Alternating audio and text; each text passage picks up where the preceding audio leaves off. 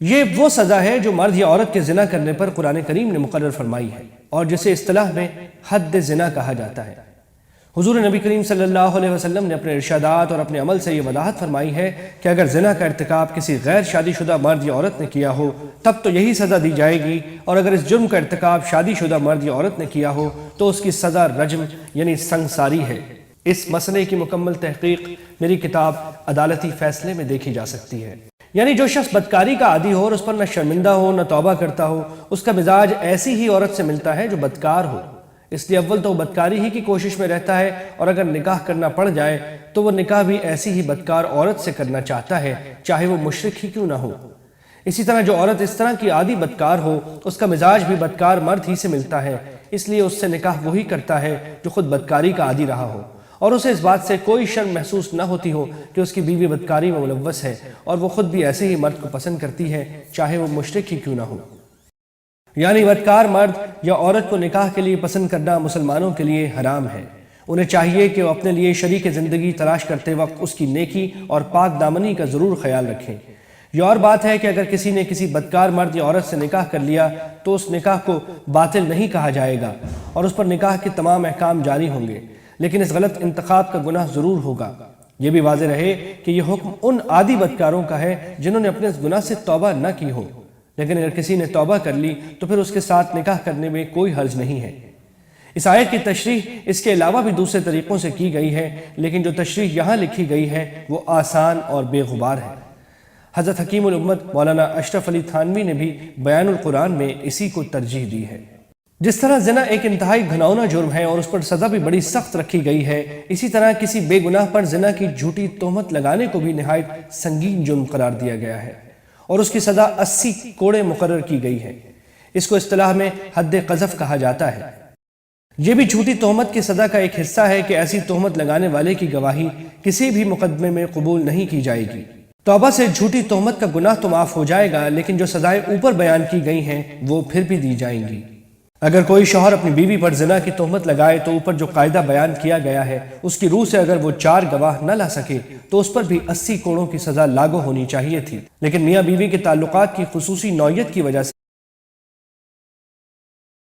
ان کے لیے اللہ تعالیٰ نے ایک الگ خصوصی طریقہ کار مقرر فرمایا ہے جسے اصطلاح میں لعان کہا جاتا ہے۔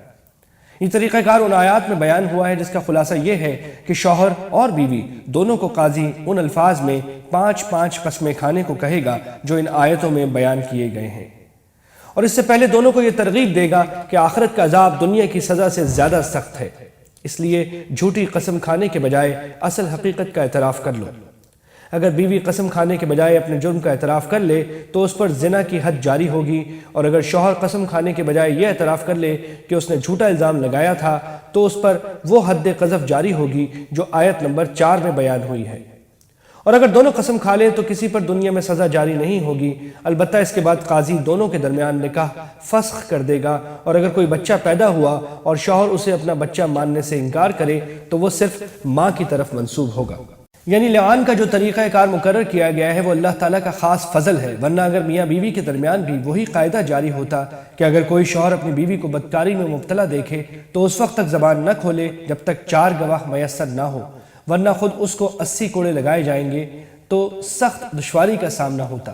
یہاں سے آیت نمبر 26 تک جس واقعے کی طرف اشارہ ہے اس کا پس منظر یہ ہے کہ آن حضرت صلی اللہ علیہ وسلم کے مدینہ منورہ تشریف لانے کے بعد اسلام کو جو تیز رفتار فروغ حاصل ہوا اس پر کفر کی طاقتیں دانت پیس رہی تھیں۔ خود مدینہ منورہ میں ان منافقوں کا ایک گروہ موجود تھا جو زبان سے تو اسلام لے آئے تھے، لیکن ان کے دلوں میں آن حضرت صلی اللہ علیہ وسلم اور صحابہ کے خلاف کینہ بھرا ہوا تھا، اور وہ مسلمانوں کو بدنام کرنے اور تکلیف پہنچانے کا کوئی موقع چھوڑتے نہیں تھے۔ اسی زمانے میں غزوہ بنو المصطلق پیش آیا جس میں ام المومنین حضرت عائشہ رضی اللہ عنہا بھی آن حضرت صلی اللہ علیہ وسلم کے ساتھ تھی۔ واپسی کے سفر میں ایک جگہ پڑاؤ ڈالا گیا تو حضرت عائشہ کا ایک ہار گم ہو گیا اور وہ اس کی تلاش میں جنگل کی طرف نکل گئی۔ آن حضرت صلی اللہ علیہ وسلم کو اس واقعے کا علم نہیں تھا، اس لیے آپ نے لشکر کو روانہ ہونے کا حکم دے دیا، اور جب حضرت عائشہ رضی اللہ عنہا واپس آئیں تو قافلہ جا چکا تھا۔ اللہ تعالیٰ نے انہیں ذہانت اور تحمل کا غیر معمولی مقام عطا فرمایا تھا۔ وہ پریشان ہو کر ادھر ادھر جانے کے بجائے اسی جگہ بیٹھ گئیں جہاں سے روانہ ہوئی تھی۔ کیونکہ انہیں یقین تھا کہ حضرت صلی اللہ علیہ وسلم کو جب ان کی غیر موجودگی کا احساس ہوگا تو آپ ان کی تلاش میں اسی جگہ یا تو خود تشریف لائیں گے یا کسی کو بھیجیں گے۔ قافلوں کا ایک دستور یہ تھا کہ ایک شخص کو قافلے کے بالکل پیچھے اس طرح رکھا جاتا تھا کہ قافلے کی روانگی کے بعد وہ یہ دیکھتا ہوا آئے کہ کوئی چیز گری پڑی تو نہیں رہ گئی ہے۔ اس قافلے میں آپ نے حضرت صفوان رضی اللہ عنہ کو اس کام پر مقرر فرمایا تھا۔ وہ جب اس جگہ سے گزرے جہاں حضرت عائشہ رضی اللہ تعالیٰ عنہ بیٹھی ہوئی تھی تو انہیں اس سانحے کا علم ہوا، اور پھر انہوں نے اپنا اونٹ ام المومنین کو پیش کیا جس پر سوار ہو کر وہ مدینہ منورہ پہنچ گئی۔ اس واقعے کو منافقین کے سردار عبداللہ بن ابی نے ایک بتنگڑ بنا لیا کہ حضرت عائشہ رضی اللہ تعالیٰ عنہ نے تنہا صفوان بن معطل رضی اللہ تعالیٰ عنہ کے ساتھ سفر کیا، اور اس کی وجہ سے آپ پر وہ گھناؤنی تہمت لگائی جسے زبان سے نکالنا بھی ایک غیرت مند مسلمان کے لیے مشکل ہے۔ عبداللہ بن ابی نے اس تہمت کو اتنی شہرت دی کہ 2-3 سادہ لوح مسلمان بھی اس کے فریب میں آ گئے، اور اس طرح کئی دن تک یہ بے سروپا باتیں لوگوں میں پھیلائی جاتی رہیں۔ بالآخر سورہ نور کی آیات نازل ہوئیں جنہوں نے حضرت عائشہ رضی اللہ عنہ کی مکمل برات ظاہر کرنے کے ساتھ ان لوگوں کو سخت وعیدیں سنائیں جو اس سازش کے کرتا دھرتا تھے۔ یعنی اگرچہ بظاہر یہ واقعہ بڑا تکلیف دہ تھا، لیکن انجام کے لحاظ سے تمہارے حق میں بہتر ہی بہتر ہے۔ اول تو اس لیے کہ اس کے ذریعے وہ لوگ بے نقاب ہو گئے جو خان وعدہ نبوت کے خلاف سازشیں کرتے رہتے تھے۔ دوسرے، حضرت عائشہ رضی اللہ تعالی عنہ کا مقام بلند لوگوں پر ظاہر ہوا۔ تیسرے، اس واقعے سے مسلمانوں کو جو تکلیف پہنچی اس پر انہیں بڑا ثواب ہوا۔ اس سے مراد منافقوں کا سردار عبداللہ بن ابی ہے جس نے یہ ساری سازشیں تیار کی تھی۔ اگرچہ اکثر مخلص مسلمان اس تہمت کو جھوٹ ہی سمجھتے تھے، لیکن مجلسوں میں اس کا تذکرہ ہونے لگا تھا۔ اس آیت نے بتایا کہ اس طرح کی بے بنیاد اور بے دلیل باتوں کا تذکرہ کرنا بھی جائز نہیں ہے۔ جو 2-3 مخلص مسلمان اپنی سادہ لوحی سے منافقوں کے پروپیگنڈے کا شکار ہو گئے تھے، ان میں ایک مصطح بن اساسہ رضی اللہ تعالی عنہ بھی تھے جو مہاجر صحابی تھے،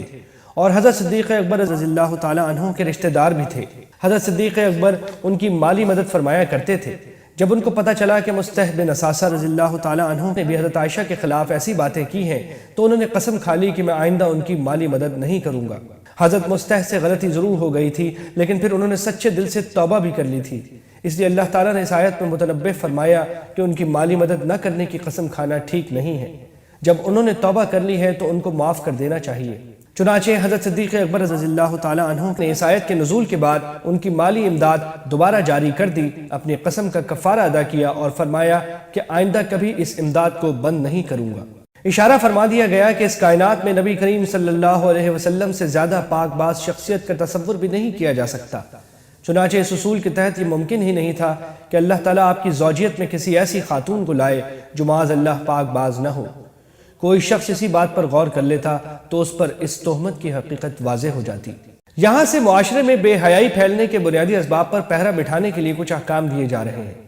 ان میں سب سے پہلا حکم یہ دیا گیا ہے کہ کسی دوسرے کے گھر میں داخل ہونے سے پہلے اس سے اجازت لینا ضروری ہے۔ اس میں ایک تو حکمت یہ ہے کہ کسی دوسرے کے گھر میں بے جا مداخلت نہ ہو جس سے اسے تکلیف پہنچے۔ دوسرے، بلا اجازت کسی کے گھر میں چلے جانے سے بے حیائی کو بھی فروغ مل سکتا ہے، اور اجازت لینے کا طریقہ بھی یہ بتایا گیا ہے کہ باہر سے السلام علیکم کہا جائے، یا اگر یہ خیال ہو کہ گھر والا سلام نہیں سن سکے گا اور اجازت دستک دے کر یا گھنٹی بجا کر لی جا رہی ہے تو جب گھر والا سامنے آ جائے اس وقت اسے سلام کر لیا جائے۔ یعنی اگر کوئی گھر کسی اور کا ہے اور بظاہر خالی معلوم ہو رہا ہے تب بھی اس میں بلا اجازت داخل ہونا جائز نہیں ہے۔ اول تو ممکن ہے کہ وہ اندر موجود ہو اور نظر نہ آ رہا ہو، اور اگر موجود نہ بھی ہو تو کسی اور کے گھر میں اس کی اجازت اور رضامندی کے بغیر داخل ہونا جائز نہیں ہے۔ اس سے مراد وہ عوامی مقامات ہیں جو کسی ایک شخص یا اشخاص کی ملکیت نہیں ہوتے بلکہ عوام کو ان سے فائدہ اٹھانے کی اجازت ہوتی ہے، مثلا عوامی مسافر خانے، ہوٹل کے بیرونی حصے، ہسپتال، ڈاک خانے، پارک، مدرسے وغیرہ۔ اجازت طلب کرنے کے مفصل احکام کے لیے ان آیات کے تحت معارف القرآن کی طرف رجوع کیا جائے جس میں یہ اہم احکام بڑی تفصیل کے ساتھ بیان ہوئے ہیں۔ سجاوٹ سے مراد جسم کے وہ حصے ہیں جن پر زیور پہنا جاتا ہے یا خوشنما کپڑے پہنے جاتے ہیں۔ لہٰذا اس آیت کریمہ نے عورتوں کو یہ حکم دیا ہے کہ وہ غیر محرم مردوں کے سامنے اپنا پورا جسم کسی ایسی چادر یا برقعے سے چھپائے جو ان کے سجاوٹ کے مقامات کو چھپا لے۔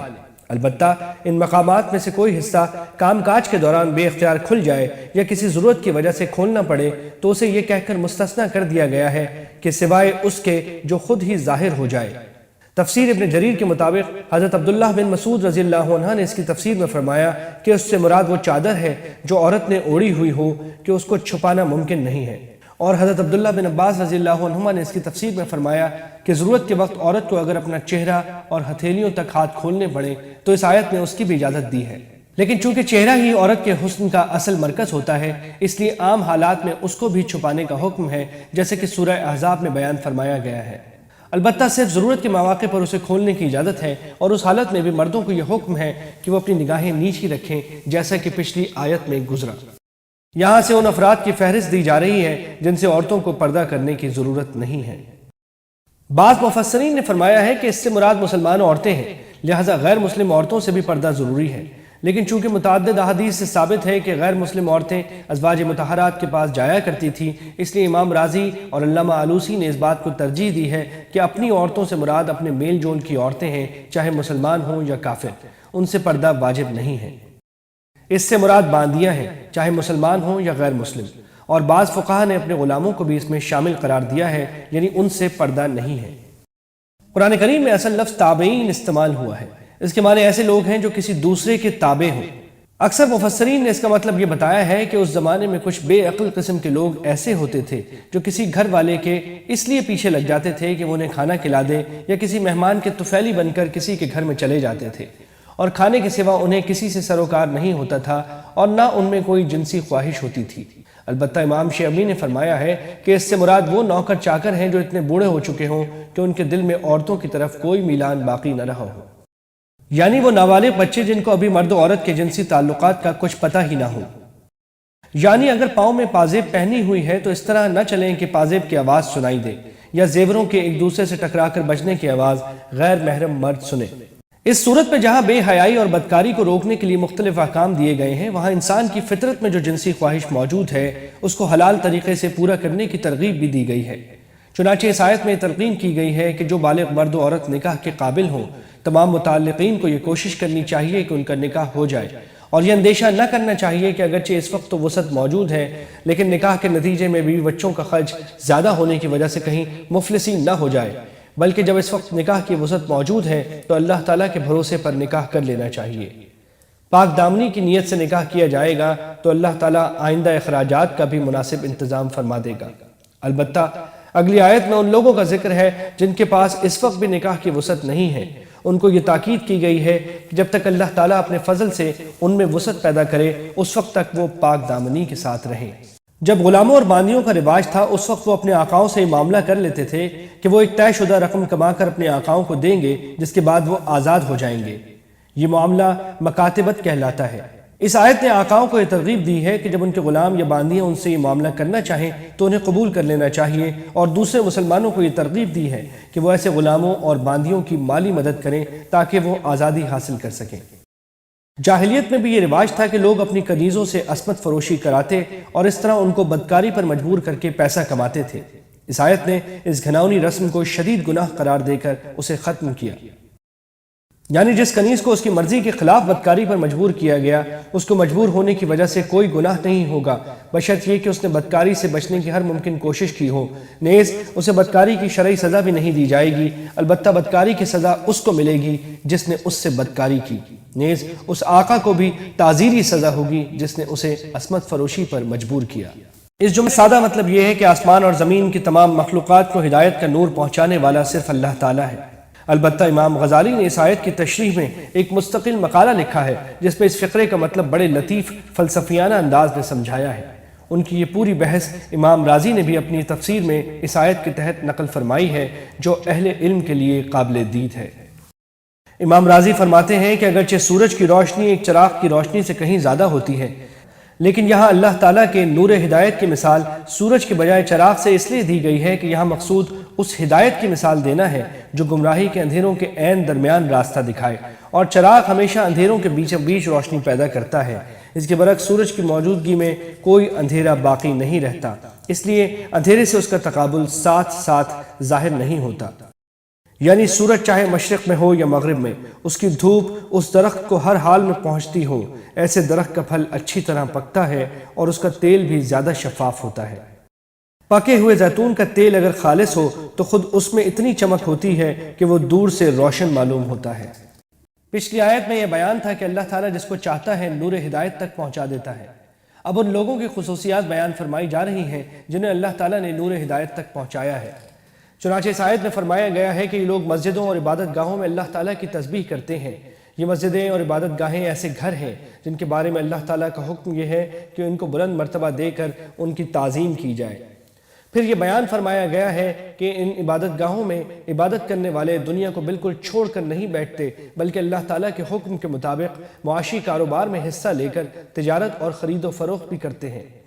لیکن یہ تجارتی سرگرمیاں ان کو اللہ تعالیٰ کی یاد اور اس کے احکام کی اطاعت سے غافل نہیں کرتی۔ چنانچہ وہ اپنے وقت پر نماز بھی قائم کرتے ہیں، زکوٰۃ بھی دیتے ہیں، اور کسی وقت اس حقیقت سے بے پرواہ نہیں ہوتے کہ ایک ایسا دن آنے والا ہے جس میں سارے اعمال کا حساب دینا ہوگا، اور وہ دن اتنا ہولناک ہوگا کہ اس میں لوگوں اور خاص طور پر نافرمانوں کے دل الٹ جائیں گے اور آنکھیں پلٹ کر رہ جائیں گی۔ نیک اعمال کا ثواب کچھ تو وہ ہے جس کا ذکر قرآن حدیث میں آ گیا ہے۔ اس آیت نے بڑے لطیف انداز میں یہ بتایا ہے کہ نیک لوگوں کا ثواب صرف ان نعمتوں پر منحصر نہیں ہوگا جن کا تذکرہ قرآن و حدیث میں کر دیا گیا ہے، بلکہ اللہ تعالیٰ اس کے علاوہ ایسی نعمتیں بھی عطا فرمائے گا جن کا تذکرہ نہ قرآن و حدیث میں آیا ہے اور نہ کسی کے دل میں ان کا تصور آیا ہے۔ ریگستان میں جو ریت چمکتا نظر آتا ہے، دور سے وہ ایسا معلوم ہوتا ہے جیسے وہ پانی ہو، اسے سراب کہتے ہیں۔ جس طرح سفر کرتے ہوئے آدمیوں کو سراب دھوکہ دیتا ہے، وہ اسے پانی سمجھتے ہیں لیکن در حقیقت وہ کچھ بھی نہیں ہوتا، اسی طرح کافر لوگ جو عبادت نیکی سمجھ کر کرتے ہیں وہ سراب کی طرح ایک دھوکہ ہے۔ یہ مثال ان کافروں کی ہے جو آخرت کو مانتے ہیں لیکن توحید اور رسالت کے منکر ہیں۔ مطلب یہ ہے کہ جن اعمال کے بارے میں یہ کافر لوگ سمجھ بیٹھے تھے کہ وہ ان کو آخرت میں فائدہ پہنچائیں گے، مرنے کے بعد انہیں اندازہ ہوگا کہ اللہ تعالیٰ نے ان کو پورا حساب دنیا میں چکا کر انہیں سزا کا مستحق قرار دے دیا ہے، اور اس طرح ان سارے کاموں نے فائدے کے بجائے نقصان پہنچایا ہے۔ یہ ان کافروں کی مثال ہے جو آخرت کو سرے سے مانتے ہی نہیں، اس لیے ان کے پاس اتنا نور بھی نہیں جتنا پہلے گروہ کے پاس تھا کہ کم از کم وہ یہ امید رکھتے کہ ان کے اعمال انہیں آخرت میں فائدہ پہنچائیں گے۔ لیکن ان لوگوں کے پاس امید کی یہ کرن بھی نہیں ہے۔ اور بعض مفسرین نے دونوں مثالوں میں یہ فرق بیان کیا کہ کافروں کے اعمال دو قسم کے ہوتے ہیں، ایک وہ جو وہ نیکی سمجھ کر کرتے ہیں اور ان سے فائدے کی امید رکھتے ہیں، ان کی مثال تو سراب جیسی ہے،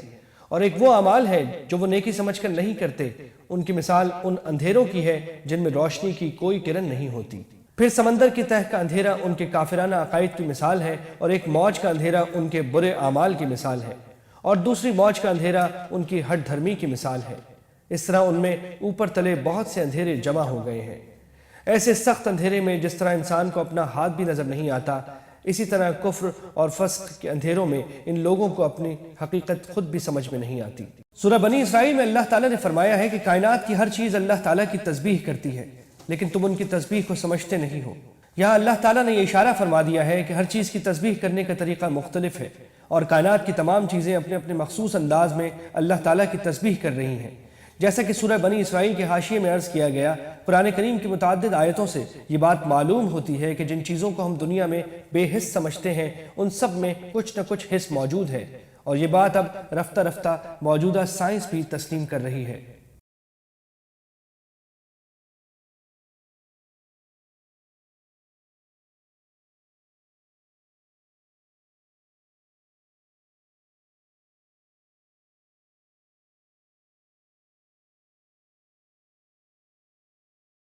منافقین چونکہ دل سے ایمان نہیں لائے تھے، اس لیے ان سے حضرت صلی اللہ علیہ وسلم اور صحابہ کرام کے خلاف معاندانہ حرکتیں سرزد ہوتی رہتی تھی۔ چنانچہ ایک واقعہ یہ پیش آیا کہ بشر نامی ایک منافق کا ایک یہودی سے جھگڑا ہو گیا۔ یہودی جانتا تھا کہ حضرت صلی اللہ علیہ وسلم حق کا فیصلہ کریں گے، اس لیے اس نے بشر کو پیشکش کی کہ چلو حضرت صلی اللہ علیہ وسلم سے اپنے جھگڑے کا فیصلہ کرا لیں۔ بشر کے دل میں چور تھا، اس لیے اس نے آپ سے فیصلہ کرانے کے بجائے ایک یہودی سردار کعب بن اشرف سے فیصلہ کرانے کی تجویز پیش کی۔ اس کے بارے میں یہ آیات نازل ہوئی۔ جب جہاد کا موقع نہ ہوتا تو یہ منافق لوگ منہ بھر بھر کر قسمیں کھاتے تھے کہ اگر حضور اقدس صلی اللہ علیہ وسلم نے حکم دیا تو یہ جہاد کے لیے گھروں سے نکل کھڑے ہوں گے، لیکن جب وقت آتا تو کوئی نہ کوئی بہانہ کر کے جہاد سے جان چھڑا لیتے تھے۔ اس لیے فرمایا گیا کہ تمہاری فرمانبرداری کی حقیقت تو سب کو معلوم ہے، بار بار تجربہ ہو چکا ہے کہ وقت پڑنے پر تمہاری ساری قسمیں دھری رہ جاتی ہیں۔ مکہ مکرمہ میں صحابہ کرام نے کفار کے ظلم و ستم کا سامنا کیا تھا، اور جب وہ ہجرت کر کے مدینہ منورہ آ گئے تو اس کے بعد بھی کافروں کی طرف سے ہر وقت حملوں کا خوف لاحق رہتا تھا۔ اس موقع پر ایک صاحب نے حضرت صلی اللہ علیہ وسلم سے پوچھا کہ کیا کوئی ایسا وقت بھی آئے گا کہ ہم ہتھیار کھول کر چین سکون کے ساتھ رہ سکیں گے؟ اس کے جواب میں آپ نے فرمایا کہ بہت جلد وہ وقت آنے والا ہے۔ یہ آیت اس موقع پر نازل ہوئی اور اس میں پیشن گوئی فرمائی گئی کہ حضرت صلی اللہ علیہ وسلم اور صحابہ کرام کو زمین پر اقتدار حاصل ہونے والا ہے۔ چنانچہ اس وعدے کے مطابق حضرت صلی اللہ علیہ وسلم ہی کے زمانے میں پورا جزیرہ عرب اسلام کے جھنڈے تلے آ چکا تھا، اور خلافت راشدہ کے دور میں اسلامی حکومت کا دائرہ تقریباً آدھی دنیا تک وسیع ہو گیا تھا۔ آیت 27 تا 29 میں یہ حکم دیا گیا تھا کہ کسی دوسرے کے گھر میں اجازت مانگے بغیر داخل نہیں ہونا چاہیے۔ عام طور سے مسلمان اس حکم پر عمل کرنے لگے تھے، لیکن کسی گھر کے غلام، باندیوں اور نابالغ لڑکے لڑکیوں کو چونکہ بکثرت گھروں میں آنا جانا رہتا تھا، اس لیے وہ اس حکم کی پابندی نہیں کرتے تھے۔ چنانچہ بعض واقعات ایسے پیش آئے کہ لوگ کسی کے گھر میں ایسے وقت بلا اجازت داخل ہو گئے جو اس کے آرام اور تنہائی کا وقت تھا، جس سے نہ صرف یہ کہ اس کو تکلیف ہوئی بلکہ بے پردگی بھی ہوئی۔ اس پر یہ آیات نازل ہوئی اور ان میں یہ واضح کر دیا گیا کہ کم از کم 3 اوقات میں ان لوگوں کو بھی بلا اجازت گھروں میں داخل نہیں ہونا چاہیے۔ یہ 3 اوقات وہ ہیں جن میں عام طور سے انسان تنہائی پسند کرتا ہے اور بے تکلفی سے صرف ضروری کپڑوں میں رہنا چاہتا ہے، اور ایسے میں کسی کے اچانک آ جانے سے بے پردگی کا بھی احتمال رہتا ہے۔ البتہ دوسرے اوقات میں چونکہ یہ خطرہ نہیں ہے، اس لیے ضرورت کی وجہ سے ان کو بلا اجازت بھی چلے جانے کی اجازت دی گئی ہے۔ یہ ان بوڑھی عورتوں کا حکم ہے جن کی طرف نہ کسی کو رغبت ہوتی ہے نہ وہ نکاح کے قابل ہوتی ہیں۔ ان کو یہ سہولت دی گئی ہے کہ عام عورتیں غیر محرموں کے سامنے جانے کے لیے جو چادر یا برقع وغیرہ استعمال کرتی ہیں، یہ بوڑھی عورتیں ان کے بغیر بھی نامحرم مردوں کے سامنے جا سکتی ہیں، بشرط یہ کہ بن سنور کر اور سنگھار کر کے نہ جائیں۔ اس سہولت کے ساتھ ہی یہ بھی فرما دیا گیا ہے کہ ان کے لیے بھی احتیاط اس میں ہے کہ وہ بھی دوسری عورتوں کی طرح پردہ کریں۔ ان آیات کا پس منظر یہ ہے کہ بعض افراد جو نابینا یا پاؤں سے معذور یا بیمار ہوتے تھے، وہ دوسروں کے ساتھ مل کر کھانا کھانے سے اس لیے شرماتے تھے کہ شاید دوسروں کو ان کے ساتھ کھاتے ہوئے کراہیت محسوس ہو، اور بعض معذور افراد یہ بھی سوچتے تھے کہ کہیں ایسا نہ ہو کہ وہ اپنی معذوری کی وجہ سے دوسروں سے زیادہ جگہ گھیر لیں یا نابینا ہونے کی بنا پر دوسروں سے زیادہ کھا لیں۔ دوسری طرف صحت مند لوگ بھی بعض اوقات یہ خیال کرتے تھے کہ کہیں اپنی معذوری کی وجہ سے دوسروں کا ساتھ نہ دے سکیں، کم کھائیں اور مشترک کھانے میں سے اپنا مناسب حصہ نہ لے سکیں۔ یہ احساس ان حضرات کے دل میں اسلام کے ان احکام نے پیدا کیا تھا جن کی روح سے کسی دوسرے کو اپنی طرف سے ادنا سی تکلیف پہنچانا گناہ قرار دیا گیا ہے۔ نیز مشترک چیزوں کے استعمال میں احتیاط کی تاکید کی گئی ہے۔ ان آیات نے یہ واضح فرما دیا کہ بے تکلف مقامات پر اتنی باریک بینی کی ضرورت نہیں ہے۔ عرب کے لوگوں میں یہ عام رواج تھا کہ ان کے گھر میں آنے والے یہ رشتہ دار جن کا اس آیت میں ذکر ہے، اگر ان کی اجازت کے بغیر بھی ان کے گھر میں سے کچھ کھا لیتے تو وہ نہ صرف یہ کہ برا نہیں مناتے تھے بلکہ خوش ہوتے تھے۔ جب یہ احکام آئے کہ کسی کی چیز اس کی خوش دلی کے بغیر استعمال کرنا جائز نہیں، تو بعض صحابہ یہاں تک پرہیز کرنے لگے کہ اگر کسی شخص کی غیر موجودگی میں اس کے گھر جاتے اور اس کے بیوی بچے ان کے کچھ خاطر تواضع کرتے تو ان کو کھانے میں تردد ہوتا کہ گھر کا اصل مالک تو موجود نہیں ہے، اس لیے ہمیں اس کی اجازت کے بغیر کھانا نہیں چاہیے۔ اس آیت نے واضح فرما دیا کہ جہاں یہ بات یقینی ہو کہ اصل مالک ہمارے کھانے سے خوش ہوگا، وہاں کھانے میں کچھ حرج نہیں ہے۔ البتہ جہاں یہ بات مشکوک ہو وہاں یہ حکم نہیں ہے، چاہے وہ کتنے قریبی رشتہ دار کا گھر ہو۔ بعض حضرات جب جہاد کے لیے جاتے تو اپنے گھر کی چابیاں ایسے معذور افراد کے حوالے کر جاتے جو جہاد میں جانے کے لائق نہیں تھے، اور ان کو یہ بھی کہہ جاتے کہ ہمارے گھر کی کوئی چیز اگر آپ کھانا چاہیں تو کھا لیا کریں۔ اس کے باوجود یہ معذور حضرات احتیاط کی وجہ سے کھانے سے پرہیز کرتے تھے۔ اس آیت نے ان کو بھی یہ ہدایت فرما دی کہ اتنی احتیاط کی ضرورت نہیں ہے۔ جب مالک کی طرف سے چابیاں تک آپ کے حوالے کر دی گئی ہیں اور اجازت بھی دے دی گئی ہے تو اب کھانے میں کچھ حرج نہیں ہے۔ یہ آیت غزوہ احزاب کے موقع پر نازل ہوئی تھی۔ اس وقت عرب کے کئی قبیلوں نے مل کر مدینہ منورہ پر چڑھائی کی تھی، اور حضرت صلی اللہ علیہ وسلم نے شہر کے دفاع کے لیے مدینہ منورہ کے گرد ایک خندق کھودنے کے لیے تمام مسلمانوں کو جمع کیا تھا۔ سارے مسلمان خندق کھودنے میں مصروف تھے، اور اگر کسی کو اپنے کسی کام سے جانا ہوتا تو آپ سے اجازت لے کر جاتا تھا۔ لیکن منافق لوگ اول تو اس کام کے لیے آنے میں سستی کرتے تھے، اور اگر آ جاتے تو کبھی کسی بہانے سے اٹھ کر چلے جاتے اور کبھی بلا اجازت ہی چپکے سے روانہ ہو جاتے۔ اس آیت میں ان کی مذمت اور ان مخلص مسلمانوں کی تعریف کی گئی ہے جو بلا اجازت نہیں جاتے تھے۔ برابر کے آدمی جب ایک دوسرے کو بلاتے ہیں تو اس کی زیادہ اہمیت نہیں سمجھی جاتی، اور اگر کوئی اس کے جواب میں نہ جائے تو اتنا برا نہیں سمجھا جاتا، اور اگر چلا بھی جائے تو بغیر اجازت کے واپس آ جانے کو بھی گوارا کر لیا جاتا ہے۔ آیت کا مطلب یہ ہے کہ جب رسول کریم صلی اللہ علیہ وسلم تمہیں کسی کام کے لیے بلائے تو اسے آپس کا بلانا نہ سمجھو کہ چاہے گئے چاہے نہ گئے، بلکہ اہتمام کر کے جانا ہی ضروری ہے۔ دوسرے یہ بات بھی معمولی نہ سمجھو کہ جب چاہو بلا اجازت اٹھ کر چلے آؤ، بلکہ جب کہیں جانا ہو تو آپ سے اجازت لے کر جاؤ۔ اسی آیت کی ایک اور تفسیر یہ بھی ممکن ہے کہ جب تم حضور اقدس صلی اللہ علیہ وسلم کو مخاطب کرو تو اس طرح نہ کرو جیسے ایک دوسرے کو نام لے کر مخاطب کرتے ہو، لہٰذا یا محمد کہہ کر نہ بلاؤ بلکہ آپ کو تعظیم کے ساتھ یا رسول اللہ کہہ کر مخاطب کرو۔